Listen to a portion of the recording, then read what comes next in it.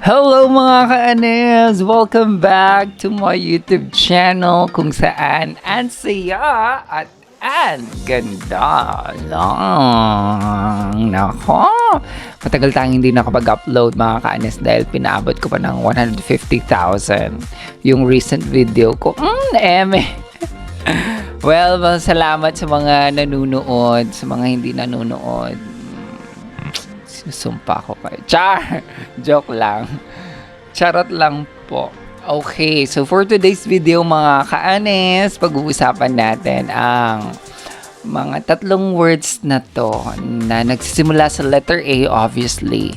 At ito yung mga words na kadalasan mali yung pagkakalagay ng stress.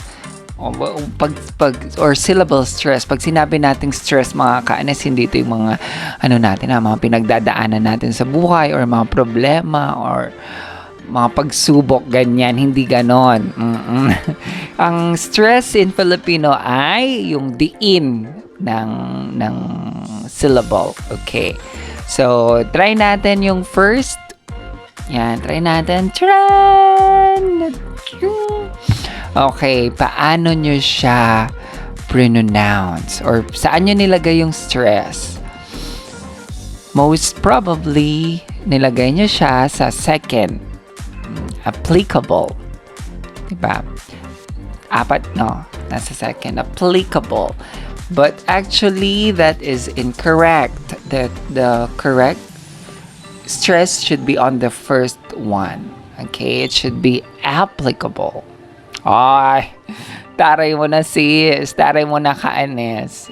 Applicable. Actually, nung natutunan ko tong word na to, I always use it. Feel ko siyang gamitin. I don't think your example is applicable in this situation. Wow! Arte ka! Okay, next. Punta na tayo sa next. Taran! Ting! Yan. Still, apat yung syllables niya. Saan nyo nilagay? Siguro sa pangalawa ulit, no? Adolescence. Okay? But the correct is on the third. Okay? It should be adolescence. Okay? Yan. Gamitin natin sa sentence. Char! Going through adolescence is the most challenging part of my life. EmmAnne! Char! Actually, masaya yung part na yan. Mas mahirap pag mayroon ka ng mas mahirap ang adulthood. Madami kang sa akin lang mas maraming responsibilities, problema mo na pera, ganyan. Problema mo nung medyo bata-bata ka, saan ka lang larampa ganyan. Char. And the last one, taran! What is your this one in life? How did you saan nyo nilagay yung stress? How did you pronounce it? Nilagay nyo ba sa second? Advocacy. Okay, normally ganun, no?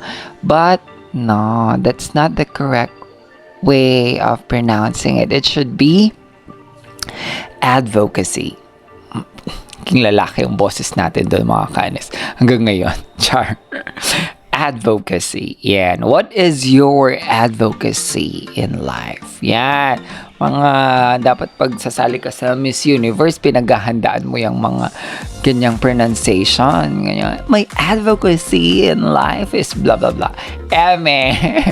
So ayun mga kaanes, meron na naman kayong tatlong napulot. Sana naman sinishare nyo tong video na to para hindi sayang ang effort natin. Charot lang. Okay lang. Basta nanunood ka ay okay na sa akin. Yung medyo may 100 plus na viewers, tatlong classroom na yon. Tatlo ba or dalawa? More than 2. Pwede na. Pwede na, may audience na tayo dyan. Okay. So, ulitin natin. First one is applicable.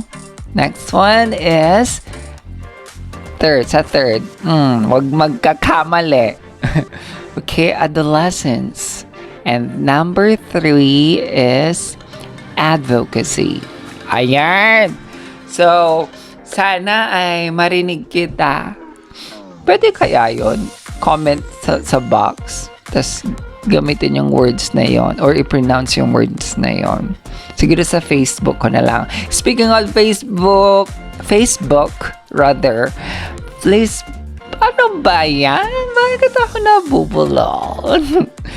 Please follow me and Charan and my fan page Charan, and of course pag bago ka sa channel na to, please subscribe and hit that notification, parang mali yung notification ko doon, and hit that notification bell para naman updated ka pag meron akong bagong video.